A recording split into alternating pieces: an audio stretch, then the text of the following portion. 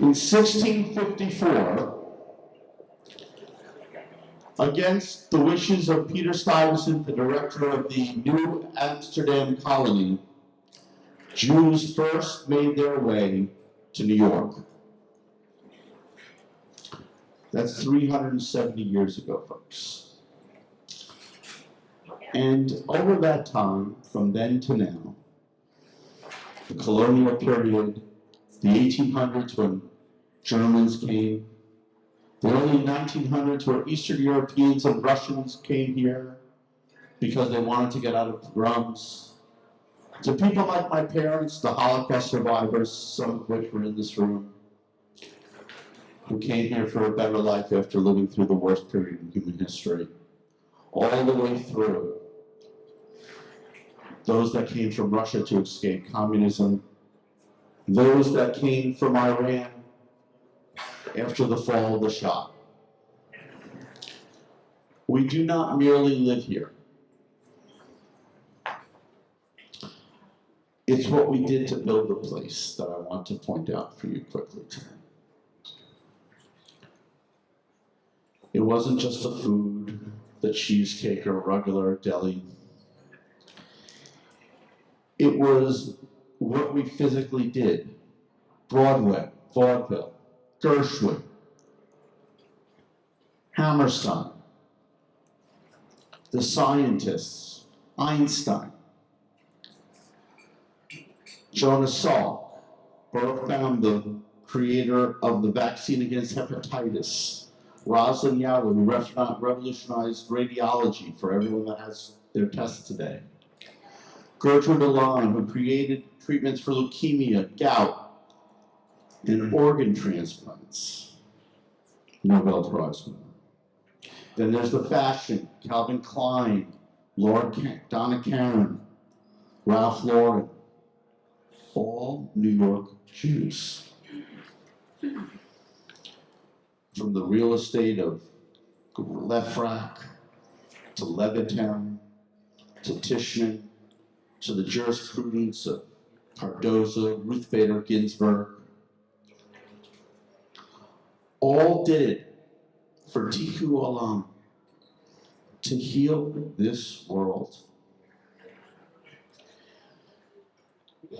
But today we have to be honest with ourselves that this state and city that we built is at war with us.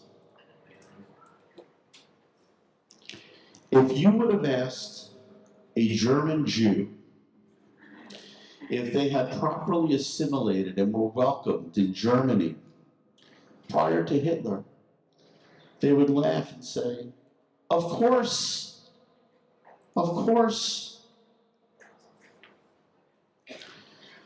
But we've learned, and today, with the experience of our survivors, frankly, we should know better.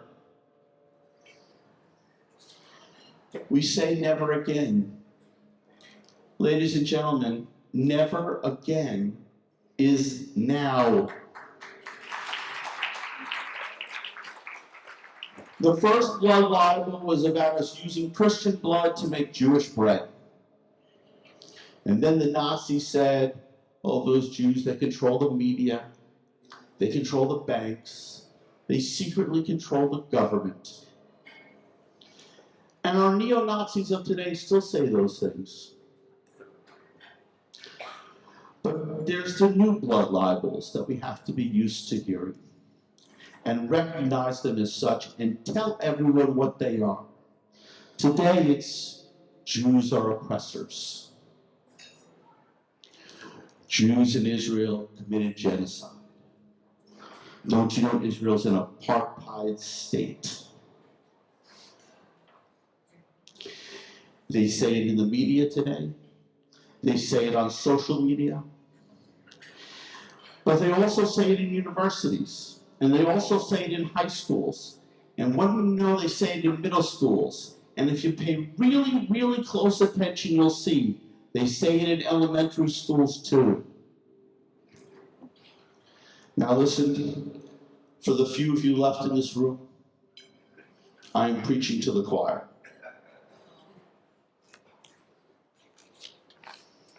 The fact is that Jews have lived in Israel for over 3,000 years, continuously.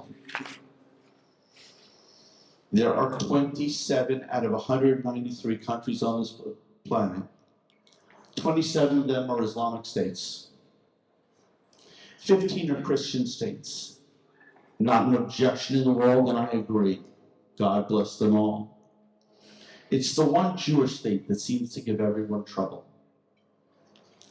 Only if we allow them to say it. We are entitled to nothing more than anybody else. We're simply not entitled to less.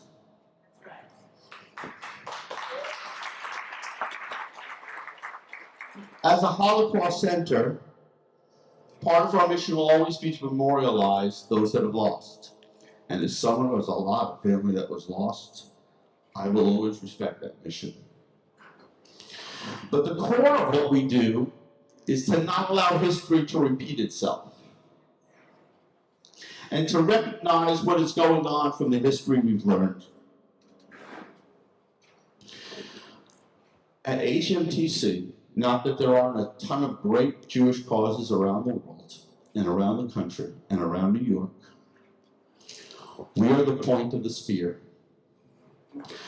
Because who's going to tell that kid that the story they just heard about committing genocide, about apartheid, they see it on Instagram because it's not in their history books. We must teach them all. And as a group that's been dedicated to ending hate, we have to be honest with ourselves.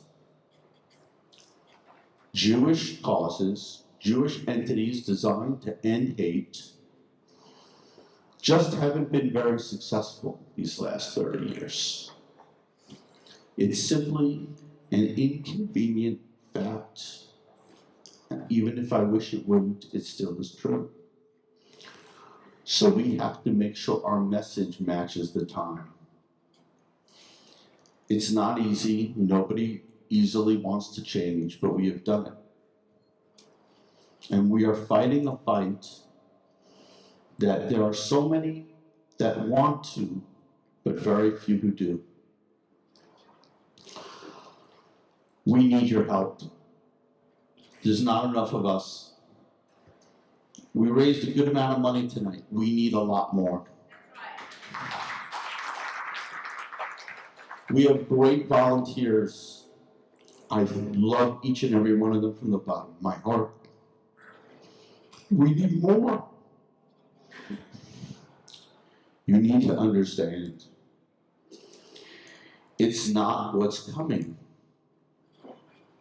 It's what's here. And it will be with our last breath that we let them just do it. Because folks, us Jews aren't getting out of Israel. And I'll be damned if they kick us out of New York. So with that, I wish you all a great night. Thank you for being here. God bless each and every one of you. And God bless these United States of America. Thank you.